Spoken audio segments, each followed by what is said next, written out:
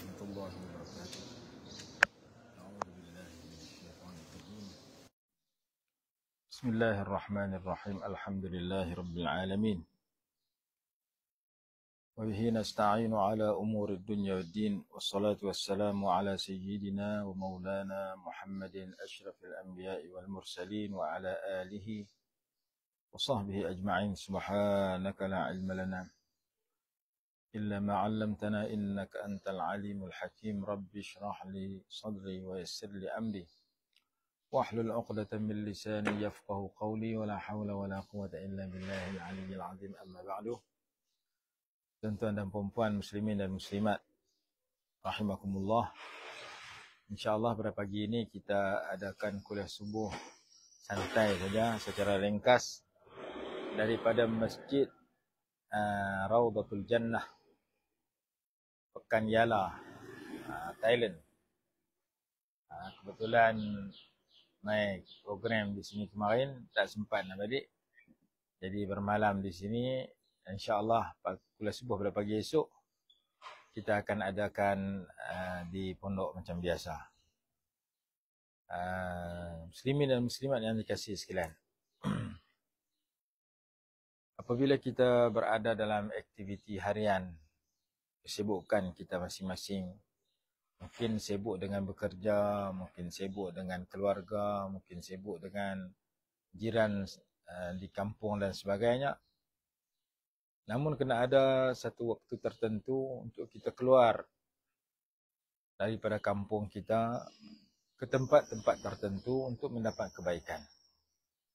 Itulah tajuk yang boleh saya sebut dalam kuliah subuh pada pagi ini. Kebetulan saya keluar daripada pondok, daripada Kedah, daripada Malaysia. Hari ini berada di selatan Thailand. Dan sekejap lepas kuliah subuh saya akan pergi ke Pattani pula. Petang ni ataupun malam ni insya-Allah balik ke pondok ke Kedah. Jadi keluarnya kita daripada tempat tinggal kita untuk kita bukan sahaja keluar tetapi untuk mendapatkan kebaikan daripada Allah Subhanahu wa taala. Nabi sallallahu alaihi wasallam sendiri suruh sahabat keluar. Nanti kita ceritakan bab keluar daripada tempat untuk menziarahi orang-orang yang baik. Sebagaimana yang kita baca dalam suratul Kahfi, Nabi SAW menceritakan bagaimana Nabi Musa AS keluar daripada kampungnya, pergi meninggalkan Bani Israel, pergi mencari ilmu daripada Nabi Khidir AS. Dan Nabi SAW sendiri pernah menyuruh Sayyiduna Umar ibn Khattab radhiyallahu ta'ala anhu mencari seorang yang terkenal di sisi Allah Subhanahu wa taala, di sisi para malaikat, tapi tak dikenal di kalangan manusia di atas muka bumi, yang bernama Uwais Al-Qarani rahimahullahu taala. Jadi satu ayat Quran dalam suratul Kahfi, Nabi Musa keluar cari Nabi Khidir alaihi wassalatu wassalam, dan satu hadis di mana Sayyidina Umar radhiyallahu anhu disuruh mencari Uwais Al-Qarani dan menyampaikan salam Nabi SAW dan menyuruh istighfar kepadanya. Maka kita kena ada dalam kehidupan kita masa tertentu untuk kita keluar daripada kampung kita ataupun daripada tempat tinggal kita untuk melakukan kebaikan. Nabi Musa AS diceritakan dalam kisah riwayat hidup Nabi Musa, baginda keluar pergi bermunajat kepada Allah Subhanahu wa taala di Jabal Tursina. Dan baginda juga pernah keluar mencari Nabi Khidir AS. Maka daripada dua bentuk keluarnya Nabi Musa AS itu, kita dapat pengajaran bahawa kita juga perlu keluar untuk mendapatkan kebaikan. Yang pertama, kalau Nabi Musa keluar untuk bermunajat kepada Allah, kita keluar untuk melaksanakan haji dan umrah. Kita keluar pergi ke Mekah, Madinah, supaya kita mendapat limpahan pahala yang banyak, supaya kita dapat mendampingi Baitullahil Haram, supaya kita dapat menziarahi Nabi besar Muhammad SAW dengan para sahabat di Baqi', ridwanullahi alaihim ajma'in, supaya kita dapat menziarahi tempat-tempat bersejarah dalam Islam, tempat peperangan Uhud, tempat peperangan Badar. Kita dapat menziarahi tempat-tempat mulia dalam Islam, Arafah, Muzdalifah, Mina dan sebagainya. Itu yang pertama. Kena ada dalam minda kita, di samping kita sibuk dengan keduniaan, masa untuk kita keluar ke tanah suci Mekah. Bagi kita menunaikan umrah di sana. Atau lebih daripada itu, kita buat haji di sana. Yang kedua, kita melihat bagaimana Nabi Musa AS keluar mencari Nabi Khidir AS. Maka kita kena ada masa untuk keluar menziarahi orang-orang yang mulia. Sama ada orang mulia itu berada di daerah yang lain, berada di kampung yang lain, atau berada di negeri yang lain, atau berada di negara yang lain. Kita keluar menziarahi alim ulama. Dan ulama yang kita ziarahi itu dua bentuk. Yang pertama yang masih hidup. Yang kedua yang telah meninggal dunia. Yang masih hidup kita boleh dapat nasihat mereka, dapat ilmu daripada mereka, dapat petua yang daripada mereka, dapat doa daripada mereka. Yang telah meninggal, kita ziarahi kubur mereka. Kita bagi salam kepada mereka. Nabi SAW dalam peristiwa Isra' dan Mi'raj, melalui di kubur Nabi Musa AS, melihat Nabi Musa bersembahyang dalam kuburnya. Maka ketika kita keluar daripada kampung kita, daripada tempat kita, kita boleh mencari orang-orang yang saleh, orang-orang yang alim, orang-orang yang dekat dengan Allah, wali min awliyaillah, sama ada masih hidup maupun yang telah meninggal. Kalau kita pergi ke Kelantan contohnya, kita boleh ziarah kubur Tok Kenali. Kita ziarah ulama yang masih hidup di Kelantan. Begitu juga kita datang ke Fatani, ke Indonesia, ke mana-mana tempat. Di situ ada ulama yang masih hidup, ada ulama yang telah meninggal. Kita pergi ke Mesir. Di sana ada ulama yang masih hidup yang boleh kita berjumpa dalam kuliah majlis ilmu mereka. Dan ada ulama yang telah dikuburkan. Ulama-ulama besar yang telah meninggal dunia. Kita ziarah ulama masih hidup, kita ziarah ulama yang telah meninggal. Kita ziarah kubur para nabi yang telah wafat. Kesemuanya itu akan menambahkan kebaikan kepada kita. Kerana menziarahi kubur orang yang baik seperti menziarahi taman syurga. Kerana kubur itu, al-qabru imma rawdatan min riyadil jannah. Perlu kita cari rawdatul jannah, taman syurga. Taman syurga iaitu majlis ilmu, taman syurga iaitu majlis zikir, taman syurga iaitu masjid.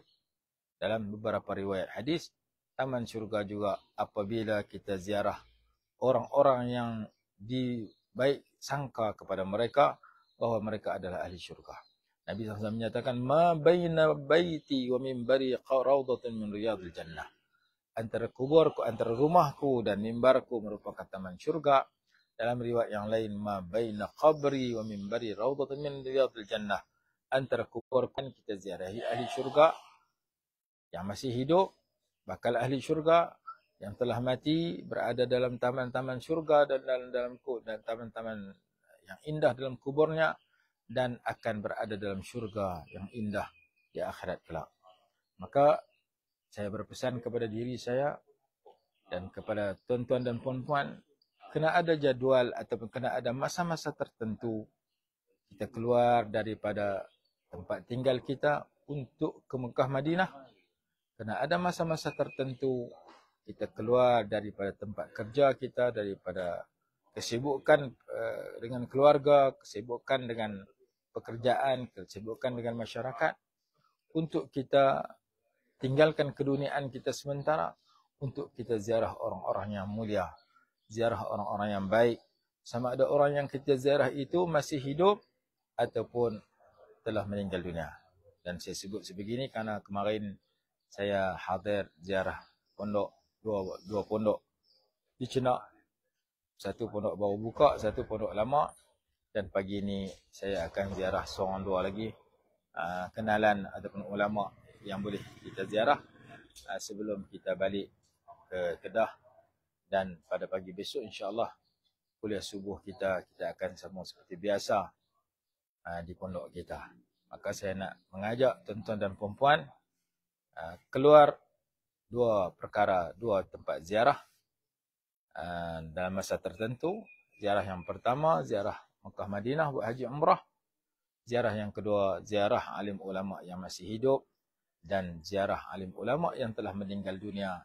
Mudah-mudahan dengan 3 jenis ziarah itu, ziarah Mekah Madinah 1, ziarah alim ulama yang masih hidup 2, ziarah alim ulama yang telah meninggal dunia 3, kita melakukan sunnah Nabi SAW yang telah ditinggalkan oleh sebahagian masyarakat. Nabi SAW suruh kita ziarah kubur. Ziaratul kubur min sunani badril budur.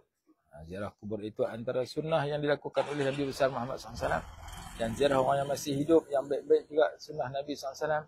Ziarah Mekah Madinah adalah tuntutan Allah dan Rasul SAW. Mudah-mudahan kita boleh set dalam kehidupan kita dalam masa yang Allah bagi pada kita, dalam masa-masa tertentu, untuk kita melakukan 3 jenis ziarah ini dalam kehidupan kita, supaya kita balik daripada ziarah ini, aktiviti keduniaan kita dilimpahkan kebaikan oleh Allah. Kalau kita bekerja, Allah murah rezeki. Kalau kita berkeluarga, mudah-mudahan Allah Ta'ala perbaiki kehidupan diri dan keluarga kita. Kalau kita sakit, mudah-mudahan kita dapat sembuh. Ataupun kalau tak sembuh pun kita boleh hadapi dengan tabah dan sabar. Dan kalau kita jiwa tak tenteram, mudah-mudahan kita dapat ketenteraman jiwa dan limpahan kebaikan hasil daripada kehadiran kita menziarahi Nabi SAW di Madinah, kehadiran kita pergi buat haji dan umrah, kehadiran kita mendapat nasihat, mendapat doa daripada alim ulama yang kita temui, dan kehadiran kita menziarahi maqam para salihin juga mudah-mudahan akan menyebabkan kita mendapat kebaikan daripada ziarahnya kita ke tempat-tempat yang mulia sebegitu. Jadi mudah-mudahan sekadar itu kuliah subuh yang ringkas pada pagi ini daripada Masjid Raudhatul Jannah, Masjid Jami' Raudhatul Jannah di Pekan Yala ini, masjid yang terbesar di Yala ini. Dan saya namakan masjid tempat saya bagi kuliah subuh pun Masjid Raudhatul Jannah, Ghairu Jami'. Tiru nama masjid di sini. Masjid Jami' Raudhatul Jannah di sini. Raudhatul Jannah makna taman syurga. Jadi mudah-mudahan kita mengenali bahawa taman syurga itu sudah ada di dunia, diumpamakan sebagai taman syurga, iaitu masjid. Yang keduanya majlis ilmu, yang ketiga majlis zikir, yang ketiga taman syurga juga apabila kita menziarahi orang-orang yang berada dalam taman syurga di dalam kuburnya. Sebagaimana yang kita bacakan tadi, kubur itu sama ada menjadi taman syurga atau sebaliknya. Al-qabru imma rawdatun min riyal jannah atau hufratan min hufrin nar. Jadi sekadar itu kuliah subuh kita pada pagi ini daripada bumi Yala, daripada Thailand, selatan Thailand. Dan sebentar lagi saya akan ziarah ke Fatani. Lepas Fatani akan balik ke Kedah malam ni ataupun petang ni. Jadi pagi besok insya-Allah kita sambung kuliah subuh seperti biasa di Buang Cepedak. Wallahu a'lam. Assalamualaikum warahmatullahi wabarakatuh. أعوذ بالله من الشيطان الرجيم. بسم الله الرحمن الرحيم. الحمد لله رب العالمين والصلاة والسلام على سيدنا محمد وعلى آله وصحبه وبارك وسلم. اللهم انفعنا بما علمتنا وعلمنا ما ينفعنا وارزقنا علما ينفعنا برحمتك يا أرحم الراحمين. اللهم أرنا الحق حقا وارزقنا اتباعه وأرنا الباطل باطلا وارزقنا اجتنابه. اللهم انصر الإسلام وأعز المسلمين والمجاهدين في فلسطين وفي كل زمان ومكان برحمتك يا أرحم الراحمين. اللهم تقبل دعاءنا كما هي في نياتنا. اللهم تقبل دعاءنا ودعاء من أوصانا واستوصانا بالدعاء. اللهم آتنا أفضل ما تؤتي عبادك الصالحين. اللهم اختم لنا بحسن الخاتمة ولا تختم علينا بسوء الخاتمة. اللهم تقبل دعاءنا ودعاء من أوصانا واستوصانا بالدعاء. اللهم يا غني يا حميد يا مبدئ يا معيد يا رحيم يا ودود، أغننا بحلالك عن حرامك وبطاعتك عن معصيتك وفضلك عن من سواك. ربنا آتنا في الدنيا حسنة وفي الآخرة حسنة وقنا عذاب النار. صلى الله على سيدنا محمد وعلى آله وصحبه وسلم. والحمد لله رب العالمين. Sebelum akhir, saya nak buat satu pengumuman, iaitu saya akan bersama dengan Travel Azam Hasanah Travel akan pergi melaksanakan umrah pada 5 hari bulan 12. 5 5 hari bulan Disember yang akan datang sampai 17 hari bulan. Bagi tuan-tuan dan perempuan yang ingin turut serta dalam umrah dan ziarah bersama dengan saya dan travel yang saya sebutkan tadi, bolehlah mendaftar melalui nombor yang tertera di Facebook yang tuan-tuan lihat ataupun Facebook Mahat.